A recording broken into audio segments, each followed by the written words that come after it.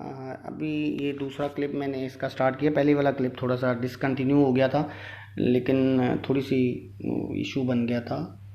میرا خیال ہے اب یہ ریکارڈنگ ہو رہی ہے. خیر میں ابھی دیکھتا ہوں. تو ہم ایک پیراگراف اس کا پڑھا ہے ہم نے تھوڑا سا.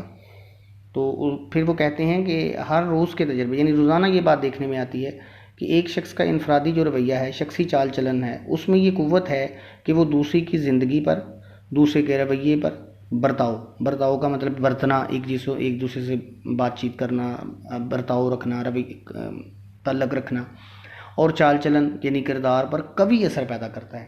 قوی کا مطلب ہوتا ہے طاقتور. تو سر سید یہ کہتے ہیں کہ روزانہ کا تجربہ اس بات کو ثابت کرتا ہے کہ ایک شخص کا جو ہے وہ دوسرے کے اوپر بہت طاقتور اثر ہوتا ہے ایک شخص کے کردار کا، اور حقیقت میں یہی ایک عمدہ عملی تعلیم ہے. اور سر سید کہتے ہیں یہی ایک سیکھنے والی بات ہے. تعلیم ہے، عملی تعلیم ہے کہ یہ بھی ایک تعلیم ہے جو انسان دوسرے سے حاصل کرتا ہے. جب ہم اس عملی تعلیم کا علمی تعلیم سے مقابلہ کریں، یعنی ہم جو افراد سے معاشرے میں چیزیں سیکھتے ہیں وہ تعلیم ایک اور طرح کی ہے، اور جو چیزیں ہم مدرسے میں سیکھتے ہیں یعنی اسکول میں، مکتب کا مطلب ہے جہاں پہ کتابیں پڑھائی جائیں، اور مدرسہ جہاں پہ درس دیا جائے. مکتب اور مدرسے اور مدرسۃ العلوم، یہاں اب انہوں نے کہا مدرسۃ العلوم کا مطلب ہے بہت بڑا درس دینے والی جگہ یعنی کالج، لیکچرز دینے والی جگہ، اس کو انہوں نے مدرسۃ العلوم کہا ہے، یعنی علم کا مدرسہ. تو سر سید کہتے ہیں کہ اب اگر ہم یہ مقابلہ کریں کہ لوگوں سے انسان کون سی تعلیم حاصل کرتا ہے یعنی معاشرے سے، اور ان مکتب میں، اسکولوں اور کالجوں میں کیا پڑھایا جاتا ہے، تو اس عملی تعلیم کی ابتدائی تعلیم معلوم ہوتی ہے. تو ایسے لگتا ہے کہ جو اسکولوں کالجوں میں پڑھایا جاتا ہے نا، وہ بالکل چھوٹی چھوٹی باتیں ہیں عملی تعلیم کی. عملی تعلیم تو وہ ہے جو انسان معاشرے میں لوگوں کے ساتھ عمل کر کے حاصل کرتا ہے، یعنی پریکٹیکل. عملی تعلیم کو ہم کہیں گے پریکٹیکل ایجوکیشن یا پریکٹیکل جو ایک نالج ہے. زندگی کا علم یعنی زندگی کے برتاؤ کے علم کا، جس کو انگریزی میں لائف ایجوکیشن کہتے ہیں. اب یہ ٹرم ہمارے اس وقت نہیں استعمال، یہ لائف ایجوکیشن جو ہے، لیکن بہرحال سر سید نے اس وقت یہ سمجھانے کے لیے استعمال کیا تھا لفظ. بعد میں کم میں نے دیکھا اس کو کسی جگہ پہ لکھا ہوا. تو سر سید کہہ رہے ہیں کہ زندگی کا جو علم ہے نا، یعنی زندگی کس طرح گزارنی چاہیے، لوگوں کے ساتھ کیا رویہ ہونا چاہیے، کیا مقاصد ہونے چاہیے، زندگی کو کیا سمجھنا چاہیے. اور کہتے ہیں اس کو پھر لائف ایجوکیشن انگریزی میں کہا جاتا ہے. انسان پر، قوم پر بہت زیادہ اثر ہوتا ہے اس چیز کا کہ وہ زندگی کے بارے میں اس کا علم کون سا ہے، کس طرح کا ہے. مکتب اور مدرسہ یا مدرسۃ العلوم کا علم طاق میں، صندوق میں یا الماری میں یا کسی بڑے کتب خانے میں رکھا ہوا ہوتا ہے. اب یہ بہت آسان اور خوبصورت بات ہے، لیکن شاید آپ کو تھوڑی سی مشکل لگے کہ اس کے الفاظ کی وجہ سے اور پرانے الفاظ کی وجہ سے. مکتب، مدرسہ اور مدرسۃ العلوم کو آپ سمجھ لیں اسکول اور کالج سادہ زبان میں، کہ اسکول اور کالج کا جو علم ہے نا وہ استعمال کم ہوتا ہے، کتابوں میں رکھا رہتا ہے. یہاں لفظ لکھا ہوا ہے طاق. طاق ایک تو کہتے ہیں یہ جو طاق اعداد ہوتے ہیں نا، وہ بھی ہوتے ہیں طاق اعداد، جیسے 1 3 5 7، جسے آپ انگریزی میں آڈ نمبرز کہتے ہیں. لیکن یہاں اس کا مطلب یہ نہیں ہے. یہاں طاق کا مطلب ہے الماری. پرانے زمانوں میں مٹی کی دیواریں بناتے تھے گھر کی، تو اس کے اندر تھوڑے سے سوراخ رکھ دیتے تھے، تھوڑے تھوڑے گول، 1 فٹ کی گولائی کے تقریباً سمجھ لیں، ڈائی میٹر اگر 1 فٹ کا ہو، اور اس کے اندر پھر چراغ رکھا کرتے تھے، یا الماری جس طرح بنا لیتے ہیں نا، کبرڈ ٹائپ. تو پرانے طریقے میں اس کو طاق کہا جاتا تھا، جہاں چراغ بھی رکھا جا سکتا تھا، کتابیں بھی رکھی جا سکتی تھیں. تو سر سید کہتے ہیں کہ یہ مدرسے کا جو علم ہے نا، یہ طاق میں رکھا ہوا ہے، یعنی الماریوں میں رکھا ہوا ہے، صندوقوں میں رکھا ہوا ہے، یا پھر الماری یا کسی لائبریری میں رکھا ہوا ہے. مگر زندگی کا جو علم کا برتاؤ، زندگی کے برتاؤ کا علم ہر وقت، لیکن جو زندگی کا اصل علم ہے جو ہم لوگوں سے سیکھتے ہیں، وہ ہر وقت ہمارے سامنے ہے. دوست سے ملنے میں، گھر کے رہنے سہنے میں، شہر کی گلیوں میں، صرافہ کی دکان میں. صرافہ سونار کو کہتے ہیں، سونے کا کام کرنے والے کو صرافہ کہا جاتا ہے، یہ اس کاروبار کو. صرافہ یعنی سونا چاندی کی دکان میں ہمیں زندگی کے برتاؤ کا علم نظر آتا ہے، مکتب مدرسے کا علم نظر نہیں آتا.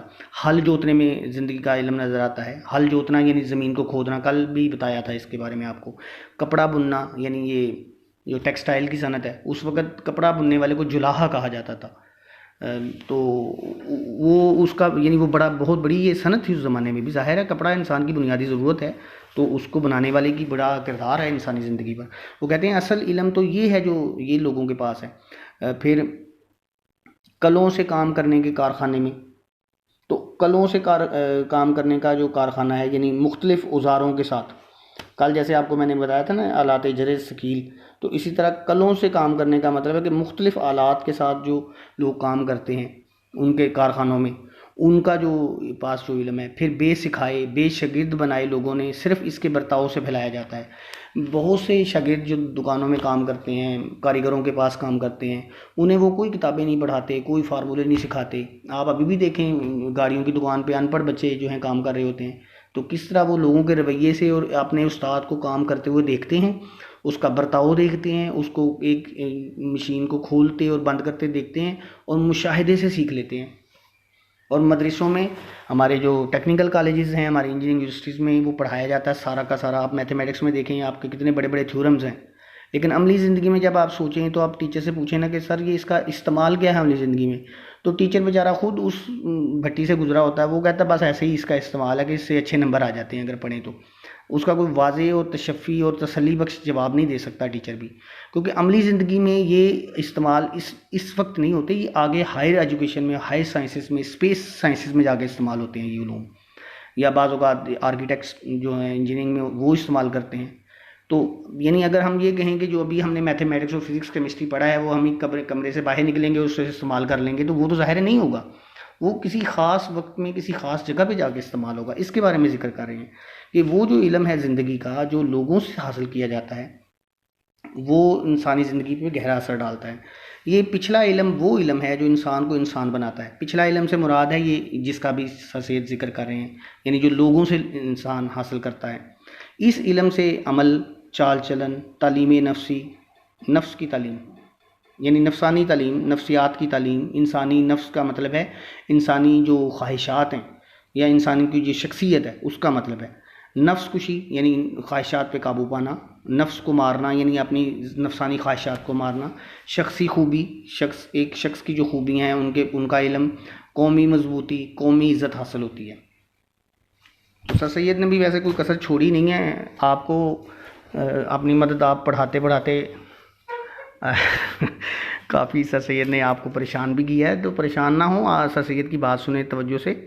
اگر سمجھیں گے تو سمجھ آ جائے گی، نہیں سمجھیں گے تب بھی سمجھ آ جائے گی، کیونکہ پیپر میں یاد کرنے کی نمبر لینے کی یاد تو کرنا ہی پڑے گا آپ کو اس کو. لیکن بہرحال سر سید کی بات بلا شبہ بہت ہی کام کی ہے کہ جو اصل میں جو لوگوں سے سیکھا ہوا علم ہے، جو معاشرہ انسان کو سکھاتا ہے نا، وہ انسان کبھی نہیں بھولتا اور وہی اس کی شخصیت بناتا ہے. یہی علم وہ علم ہے جو انسان کو اپنے فرائض ادا کرنے اور دوسروں کے حقوق محفوظ کر رکھنے اور زندگی کے کاروبار کرنے اور اپنی عاقبت کے سنوارنے کے لائق بناتا ہے. یعنی آخرت میں بھی، عاقبت کہتے ہیں آخرت، مرنے کے بعد کی جو زندگی ہے، اس کو بھی سنوارنے میں یہ جو علم ہے جو انسان معاشرے سے حاصل کرتا ہے، جسے وہ لائف ایجوکیشن کہہ رہے ہیں اوپر، وہ بڑا مددگار ثابت ہوتا ہے. یعنی سر سید یہ کہہ رہے ہیں دراصل کہ مدرسوں، مکتبوں اور کتابوں میں جو علم ہے نا وہ اتنا مددگار نہیں ہوتا انسان کے لیے جتنا کہ زندگی اسے جو کچھ سکھاتی ہے نا وہ اس کے لیے وہ علم بڑا مددگار ہوتا ہے. یہ ہے لب لباب خلاصہ جو اوپر ہم نے پڑھا ہے نا آج، یہ والا جو صفحہ ہے، اس کا اگر کہا جائے نا کہ اس صفحے کا خلاصہ بیان کریں تو اس کا خلاصہ یہ ہے کہ زندگی کا علم جو ہے وہ کتابوں کے علم سے زیادہ طاقتور ہے اور زیادہ با اثر ہے. اس تعلیم کو آدمی صرف کتابوں سے نہیں سیکھ سکتا اور نہ ہی تعلیم کسی درجے کی علمی تحصیل سے حاصل ہوتی ہے. تحصیل کا مطلب ہے حاصل کرنا. اور سر سید کہتے ہیں کہ نہ ہی یہ جو علم ہے جس سے انسان اپنی عاقبت سنوارتا ہے، اپنی کردار کو بناتا ہے، صرف کتابوں میں ملتا ہے اور نہ ہی کسی قسم کی ڈگری سے ملتا ہے. علمی تحصیل کا مطلب ہے کوئی ڈگری لے لینا، کسی نے کوئی ایم ایس سی کر لی ہے، کسی نے بی ایس سی کر لی ہے، کسی نے کوئی پی ایچ ڈی کر لی ہے، تو وہ کہے کہ میرے پاس اب ڈگری آ گئی ہے تو میں ایک بہت اچھا انسان بن گیا ہوں. نہیں، زندگی کا سبب کچھ اور ہے، زندگی کے تقاضے کچھ اور ہیں. کتابوں میں لکھا ہوا بعض اوقات زندگی کے ساتھ مطابقت نہیں رکھتا. تو اس کے بعد پھر ایک اور مفکر لارڈ بیکن، پہلے بھی انہوں نے ولیم ڈریگن کا بتایا تھا، تو اب وہ لارڈ بیکن یہ انگلینڈ کے ہی رہنے والے ہیں، تو لارڈ بیکن کا وہ تذکرہ کرتے ہیں اور کہتے ہیں کہ علم سے عمل نہیں آ جاتا، علم کو عمل میں لانا علم سے باہر اور علم سے برتر ہے۔ یعنی علم کی یہ طاقت نہیں ہے کہ وہ انسان کو عمل پہ مجبور کرے، یہ اس کی طاقت سے ہی باہر ہے۔ یعنی یہ بڑی خوبصورت بات ہے ویسے، کہ علم سے باہر، یعنی کہ علم سے اوپر کی چیز ہے عمل۔ انسان پہلے علم حاصل کرتا ہے اور پھر وہ اپنے ارادے سے اس علم پر عمل کرتا ہے، علم اسے مجبور نہیں کرتا۔ اور مشاہدہ آدمی کی زندگی کو درست اور اس کے علم کو باعمل، یعنی اس کے برتاؤ میں کر دیتا ہے، اس کے برتاؤ میں کر دیتا ہے، اس کے استعمال میں کر دیتا ہے۔ برتاؤ کا مطلب ہے استعمال کرتا ہے۔ انسان جب مشاہدہ کرتا ہے نا زندگی کا، تو پھر اس مشاہدے کا مطلب ہے چیزوں کو دیکھتا ہے، دیکھ کر وہ اپنے علم کو استعمال کرتا ہے، اور پھر وہ اس استعمال جب کرتا ہے تو وہی علم اس کا عمل بن جاتا ہے۔ ٹھیک ہے، علم کی بنسبت عمل، یعنی علامہ سر سید احمد خان کہتے ہیں کہ علم کی نسبت عمل زیادہ بہتر ہے، اور سوانح عمری کی بنسبت عمدہ چال چلن آدمی کو زیادہ معزز اور قابل ادب بناتا ہے۔ اگر آپ کسی کی سیرت پر کتاب لکھیں اس کے مرنے کے بعد، تو یہ اس کی سوانح عمری ہوتی ہے۔ یعنی سر سید یہ کہہ رہے ہیں کہ اگر آپ کا رویہ اچھا ہو، آپ ایک اچھی شہرت لے کے دنیا سے جائیں، اور آپ کا کردار اچھا ہو، تو دنیا میں آپ کی عزت اس بہت زیادہ ہوگی، اور وہ آگے مثال دیتے ہیں اس سے بھی زیادہ ہوگی کہ آپ کے مرنے کے بعد کوئی آپ کی سوانح عمری لکھے، جیسے بڑے لوگوں کی لکھی جاتی ہے نا، کہ ان کے مرنے کے بعد ان کی زندگی کے حالات زندگی لکھے جاتے ہیں، تو پھر ان کا معاشرے میں عزت بنتی ہے۔ وہ کہتے ہیں صرف سوانح عمری سے عزت نہیں بنتی، بلکہ اچھا کردار سے بھی عزت بنتی ہے۔ تو یہ میں مختصر ہی کر رہا ہوں، اس کی جو مشق ہے وہ انشاءاللہ جو ہے آپ نے اس کے کافی سوال میں نے پہلے آپ کو دے دیے ہیں، آپ تو وہ پورے اس کے اندر آگے پہلا سوال ہم کر رہے تھے، اس کے 10 اجزاء تھے، تو اب 7-8 تو میں نے پہلے 3 لیسن میں کہا تھا کہ کر لیجئے گا، اب یہ 10 مکمل کر لیں۔ اس کے بعد پھر سوال نمبر 2 بھی سارا کا سارا اس کے اندر آ گیا، وہ بھی ہے صحیح اور غلط والا سوال، آسان سا ہے۔ اور پھر سوال نمبر 3، دیکھیے بیٹا جی آپ سب بہت ذہین ہیں، آپ صرف اپنی لاپرواہی سے اور تھوڑا سا ٹائم مینجمنٹ کی وجہ سے نا اپنی صلاحیتوں کو زنگ لگا لیتے ہیں، پھر وہ عادت بن جاتی ہے، پھر انسان کا پڑھنے کو دل ہی نہیں کرتا۔ تو ذمہ داری سے جو وقت پہ کام دیا جاتا ہے اسے پڑھیں گے نا، تو یہ چیزیں تو ہے ہی اتنی آسان۔